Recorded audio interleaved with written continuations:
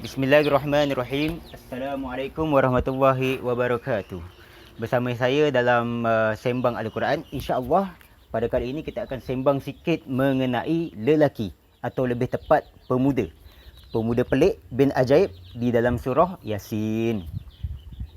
Waja'a min aqsal madinati, dan telah datang dari negeri atau kota yang jauh. Rajulun, pemuda. Bukan budak-budak. Allah sebut pemuda sebagai satu anugerah. Yang pertama, pemuda ni sifatnya bukan biasa-biasa. Yang kedua, Allah tak sebut nama. Allah sebut rajulun. Cukuplah kita tahu ada seorang pemuda hebat dalam surah ini. Apa yang pemuda ni buat? Okay. Di negeri ini, negeri dalam surah ini telah datang 3 orang rasul. Habis didustakan kaum negeri ini. Dikatakannya bawa sial. Sampai 3 rasul pun masih lagi berdegil. Maka Allah mengatakan ada seorang lelaki datang dari jauh, bergegas-gegas, datang nak sampaikan dakwah.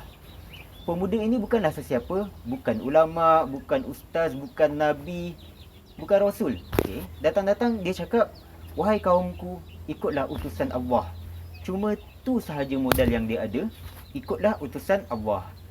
Okay. Dia ni cuma tukang kayu sahaja. Dialah Habib An-Najjar, bab kata Ibnu Abbas. Dia sampaikan sekadar apa yang dia tahu. Cukup. Hujah juga satu je, ayat 21.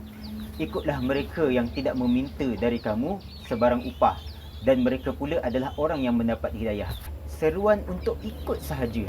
Dia tak bagi hujah-hujah logik, mencabar pendebatan.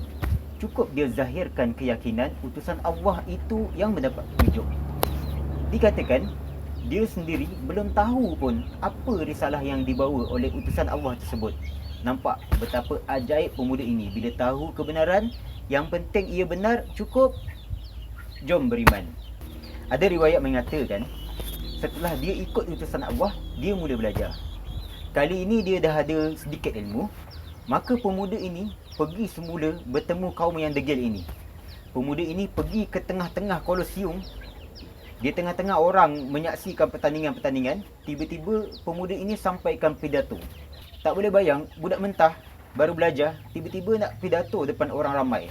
Dia bawa hujah ayat 22. Bagaimana aku tidak menyembah Tuhan yang telah menciptakanku, dan kepadanya lah sekalian kamu akan dikembalikan. Baru je belajar ayat ni, tanpa berdengar, terus disampaikan. Kita masuk kepada ayat 23. Apakah wajar aku menyembah Tuhan-Tuhan yang lain, sedangkan jika Tuhan yang Maha Penyayang itu mahu menimpakan sesuatu bala bencana ke atasku, nescaya mereka tidak dapat menolongku sedikit pun dan tidak dapat menyelamatkanku. Habib An-Najjar berkata sambil menunjukkan patung-patung dewa yang ada di sekitar kolosium tersebut. Dia seolah-olah mencabar. Dia tunjuk patung Jupiter, Uranus, Mars dan apa-apalah nama patung yang ada dekat situ. Adakah aku akan beriman dengan patung-patung ini? Mereka tak mampu bagi apa-apa kebaikan kepadaku, apatah lagi bagi kemudaratan. Nampak gila tak gila pemuda ni? Yang pertama, dia datang daripada jauh. Entah datang dari ceruk mana pun tak tahulah. Yang kedua, dia datang tanpa ilmu yang lengkap. Dia cuma bawa keyakinan pada utusan. Malah dia belum tahu pun apa seruan yang utusan tu bawa. Yang ketiga, pidato depan orang ramai. Dia bukan nabi, dia bukan ustaz, dia bukannya ahli syair apa semua. Dia bukan siapa-siapa. Malah dia hanyalah tukang kayu. Kegilaan yang keempat pula, dia berani cabar Tuhan patung yang ada kat situ. Kira macam kita masuk dalam kuil ataupun dalam tokong ataupun di tempat-tempat orang kafir tengah berkumpul kan. Lepas tu kita cakap, ni Tuhan apa korang sembah Bukan ada kuasa pun. Bukan main berani lagi Habib An-Najjar ni.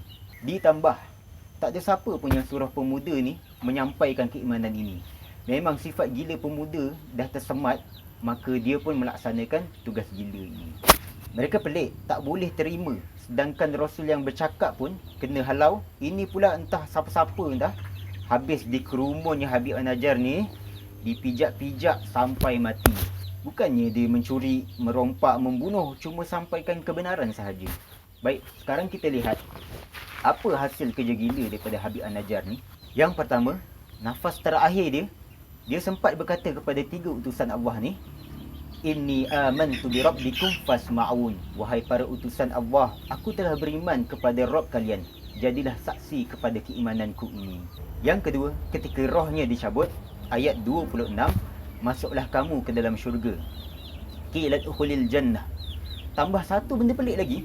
Lepas dijemput masuk ke dalam syurga, dalam ayat yang sama, boleh pula Habib An-Najjar ni, dia masih berharap kaum dia yang degil ni, dia kata alangkah baiknya jika kaumku mengetahui. Tahu apa?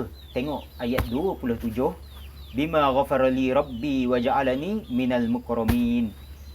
Limpah keampunan dan menjadi golongan yang mulia di sisi Allah kepada Habib An-Najjar. Cuma apa yang berlaku? Kaumnya habis kena azab dengan satu petikan saja. Rujuk ayat 29. Wallahu alam. Sekian saja pada kali ini. Kisah seorang pemuda yang sangat hebat. Peringatan, ini bukan kuliah, ini hanyalah sembang Quran. Jumpa lagi di lain waktu. Assalamualaikum.